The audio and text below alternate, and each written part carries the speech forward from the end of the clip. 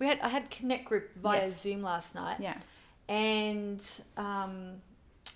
we were praying at the end, and I remember asking God, like, as one of the girls was praying for another girl, I was like, God, give me a picture Yes. for this girl. Give Yeah. me a word, give Yeah. me something. And you know what? When we ask that question, God always comes through. 100%. Like, if we ask, what is it that you want me to, who do you want me to speak to? What do you want me to, Yeah. what can I do? I'm a willing, open vessel. Yeah, 100%. God, you know, give me something, what can I do? And that willingness and openness and availability, Yes. God will. 100%. God wants to use us. Yes. He wants us to be partners with him in bringing heaven down to earth. Yeah. And bringing people closer to Christ. That's the partnership that he desired from the start. Yeah. You know, and all we have to do is say, God, what can I do now? Or help me use this moment effectively to be able to impart into someone, or whatever it might be. That's when God's like, perfect. Thank you. I'm so glad you asked. 'Cause I've been waiting this whole time. Here's something for you. Yeah. I've got something. Exactly. You know, and in the end, it encourages and blesses us. It does. Yeah. It's this twofold effect, and that's what the beauty of.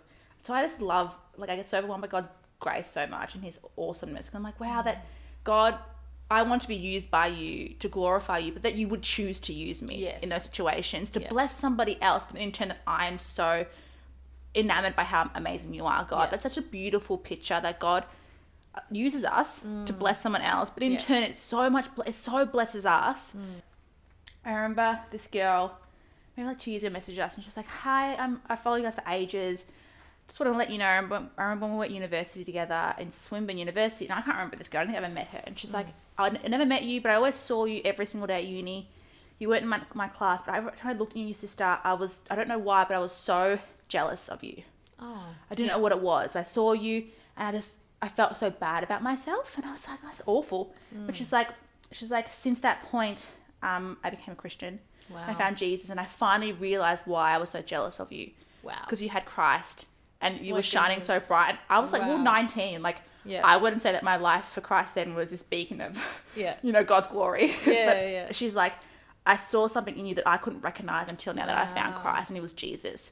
And I was so envious of how beautiful and funny and just happy you girls were. And now that I finally know what it was Jesus. Wow. And she's like, I found your Instagram page and started following you. And she's like, seriously, you brought me so much joy. And now I finally recognize what it was inside you. And I was like, that's just, I was so overwhelmed. I was like, that's so baffling, because when I was 19, Beck and I were not living for Christ in the context that we are now in that capacity.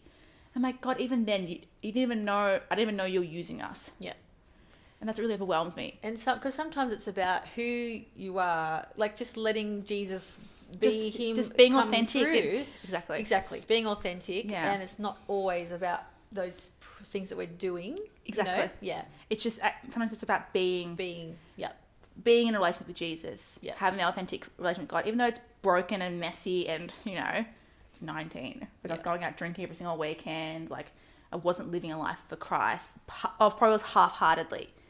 And that's what was the most baffling to me. And I was just like, wow, that God would still use a broken person in their brokenness because he wanted to show someone else how good God is in that moment. I'm like, we have so many stories like that. People message us and I'm like, that's just mental. But it's like, it's really humbling. Yeah. Because I'm like, I had no idea. And that's even more humbling. I'm like, wow, God, I didn't even know you were doing that. And God's like, yeah, I just wanted to use you, and you're an open vessel. Yeah. And I'll use it. I had this picture of like we're like cups, Yeah. or vessels, right?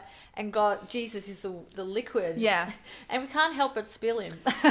Honestly, you can't. Walking around, moving, doing stuff that we're doing in our daily lives, he just spills out. He just spills out, and the overflow comes from that intimate relationship with God.